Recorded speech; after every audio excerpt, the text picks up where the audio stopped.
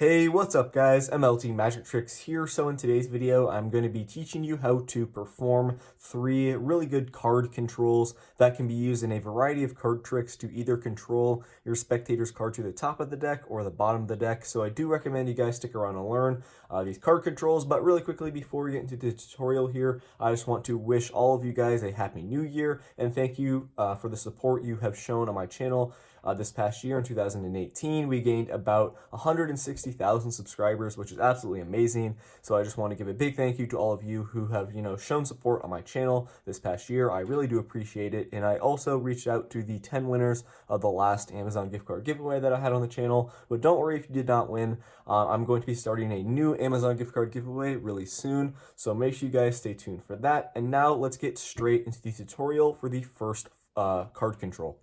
Okay, so the first card control here is pretty simple. You're going to start off by having your spectator choose a card. So in this case, let's say their card is the 3 of clubs. And then what you're going to do is basically dribble off half of the deck like this. And then you're going to instruct your spectator to place their selection right there in the middle of the deck. Your spectator goes ahead and places their card right there in the middle. And what you're going to do with this top portion is you're going to start dribbling the cards toward the bottom portion of the packet like this towards you. And then you're going to move up as you finish off the dribble. So this is what it's going to look like there. You kind of dribble off the cards like that, starting towards the back portion of the pack. And then when you come over here with your other hand to square up the deck, you're really going to be pulling up from that point where you started dribbling the cards. And then it allows you to get a natural thumb break like so, separating the 2 halves of the deck. And right there at that separation is going to be your spectator's card, just like that. So one more time here. You start dribbling towards the bottom portion of the pack. You come over. That's a little bit exaggerated there, guys, obviously, but you get the point there. You lift up like that with your thumb. You get that natural thumb break. Obviously, when you're performing this, you're going to want to make it a little bit smaller like that. Then you simply, with the thumb break, you just do a double undercut there. You double undercut those, bottom portion of cards there to the top. And you've just controlled your spectator's card now to the top of the deck. And there's another way you can do this. So you can just start off by dribbling off cards. You have your spectator call stop. In this case, this would be their card, the 6 of clubs. Then you just, continue dribbling, but you start towards you like that. You lift up with your thumb there and double undercut the bottom portion of cards right there to the top. And you've just controlled the 6 of clubs, in this case, their selection to the top of the deck. So guys, that is the first card control.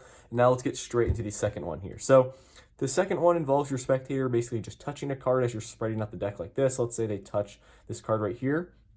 You're going to separate the top portion of cards from where they, touch that card. You're going to lift up and we're going to say, okay, this card right here is going to be your selection. And then as you're turning the deck up to show them this top card, what you're really doing is going to be pulling back on that top card like this, squaring it up with the deck, and then you're going to be showing them the second card there, which in this case is the Jack of Diamonds. But it's all going to be happening as you're turning your hand up like that, so your spectator does not really catch what you're doing there.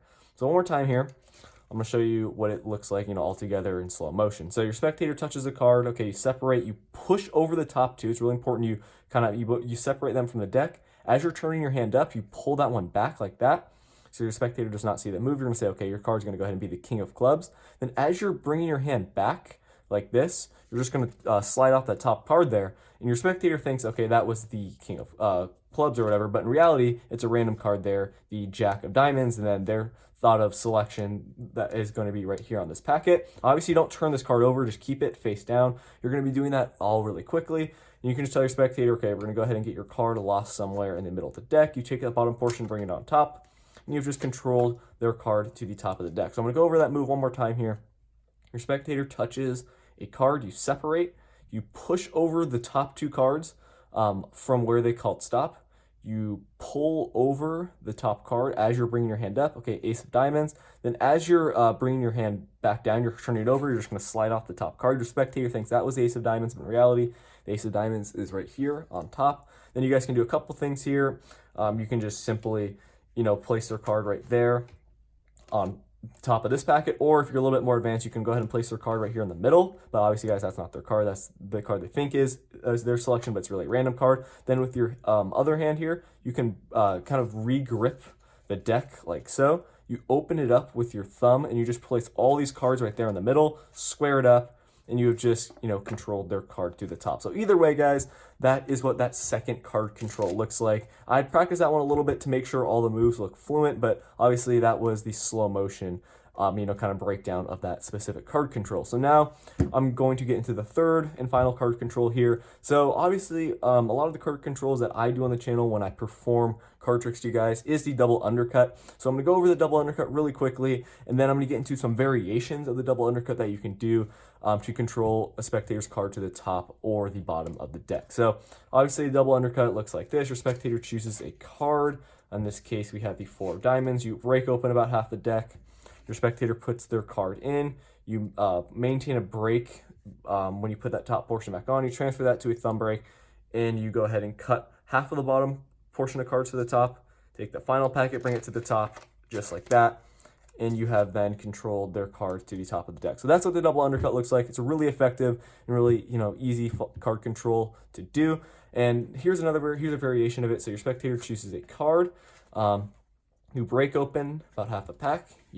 When your spectator puts their card in, you maintain the break just like this. And instead of transferring it over to a thumb break, you simply just maintain the pinky break. And you just can take half the cards from the top there, place them down. You can just do another pack like that. But the final packet you're gonna put down, or the second to final packet, is going to be all the cards from the top of the break. Set that down, take the final packet, put it on, and you have just controlled their card to the top. So that's a variation of it. It's basically you maintaining a pinky break there. And now here's a different way you can go about doing this double undercut type move, but it's a little bit different because it involves your spectator. They go ahead and choose a card. And then what you're going to do is you're going to have them out jog it. So in this case, we have the 8 of diamonds. You're going to keep it like this, and you're going to say, okay, we're going to keep your card out jogged like this. You're going to place the deck on the table, and here is what you're going to do. So if you're right-handed, you're going to want to keep the card out jogged to your right side. If you're left-handed, you're going to go ahead and keep it out jogged to your left. But either way, this is what the move looks like. So in slow motion, you're going to be coming over here with both your hands, and then with your right hand or left hand, depending on which side the card is out jogged, you're going to kind of push downwards like that. And what that allows you to do is basically have their card now, it's out jogged towards you, and you come over here, you're going to be applying pressure downwards with your thumb as you're coming over. You're going to be kind of pushing downwards on the pack like that, getting this thumb break now, and you simply just do a one cut from the break, bringing that bottom portion right there to the top. You say to your spectator, okay, we're just going to go and cut the cards there, and you have just controlled their selection to the top of the deck. So one more time here, your spectator chooses a card, you out jog it, just like so. We're going to go ahead and take your card, we're just going to keep it out jogged like so. Make sure it's just a little bit like that, an inch, half an inch to an inch, whatever works, that works, just fine. You come over here really quickly, you kind of, with your right hand there, you angle diagonally on the corner of the card, you get your little separation there, and then you cut the deck just like that from the card that's out jogged towards you, and you've just controlled their card to the top of the deck. So guys, those are 3 card controls with some variations in there that are very useful and effective, and I definitely recommend you guys do these card controls. And one more thing here, guys. So let's say you control a card to the top using any one of those 3 methods, and then if you say you need to bring their card to the bottom, here's a couple ways you can do that. So you can come over here with your thumb, get a break just like this below the top card. In this case, that would be your spectator selection. Then you just do a double undercut like this, bringing it to the bottom. So you take half the cards on the bottom of the deck, you place them on top. You're still maintaining that break. You take the rest of the cards just like that, bring them to the top, and you just control your spectator's card to the bottom. One more method you guys can do that's really easy to bring a card from the top of the deck to the bottom is just doing some overhand shuffle. So you first slide off their card like that to the bottom, and all you do is just finish the overhand shuffles like this, maintaining the card there on the bottom.